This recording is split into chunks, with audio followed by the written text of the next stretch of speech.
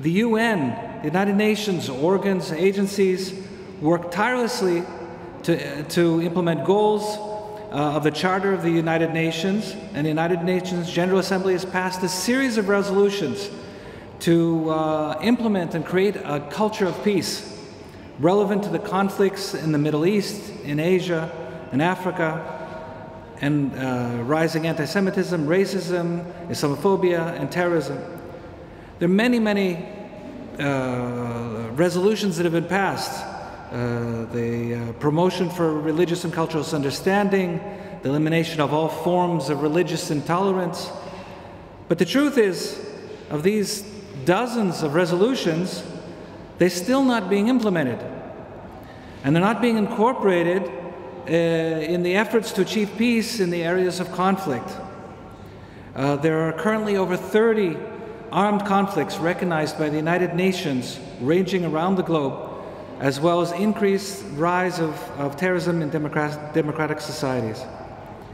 We see the European Union under stress because it does not know how to make an active and sincere faith to foster a liberal sense of unity. So something's missing.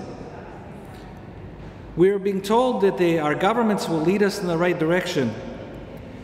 There's the general idea that at one time in Western intellectual history, we had an indefensibly theological frame of mind.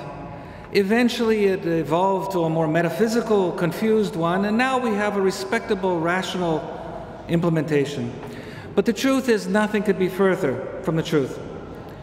Many, if not all, of our most fundamental commitments and organizations emerged, commitments to rights and freedoms emerged out of a deeply theological context.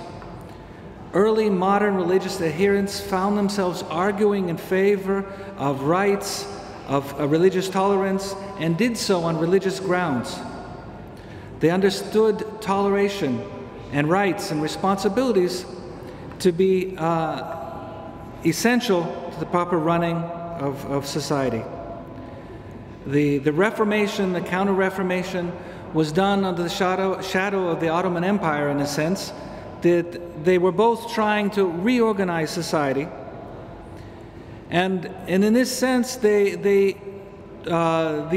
religious political thinkers of that day began to see in the Bible not just religious instruction, but also example of how to behave and how to deal with issues.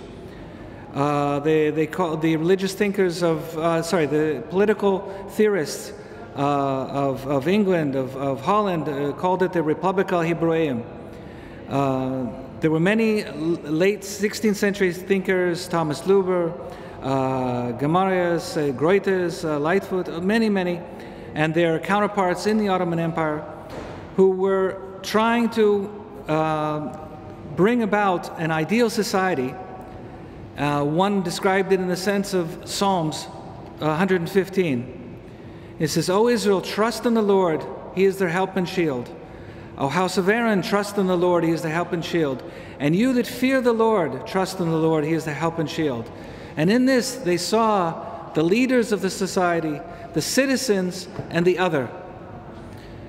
The other was not some foreign community of people that was thrust upon them, but they were seen as God-fearers, as in a sense, co-religionists. The rabbinic commentary on says that Jethro, the children of Jethro, were called Canaanites, and the Targum Onkelos translates the word Canaanite as Salamai, and there is a possibility that if this is indeed means the sense of a basically a God-fearer, that it could be the same an instance of using the word Islam long before the prophet. Okay, they spoke of the covenant of Noah. These people used scriptural guidance to decide what were the values, rights, and obligations of every citizen. And what we see today is that the structure of Western society, its foundations, were built on the premise of a deeply theological background, and it's waiting now for religious people to stand up and provide the will and the example and the meaningful rationale for handling humanitarian crisis.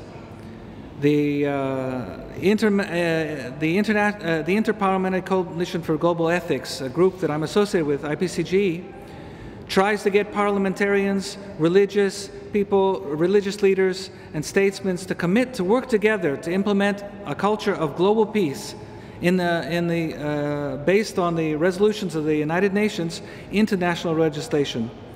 And much credit is due to ICD, who helps to bring groups like this together to facilitate the meeting of people and creating a format so that the structure exists and the motivation exists, and together it can be implemented and solve the needs that are so pressing to our people. So, okay, that's it.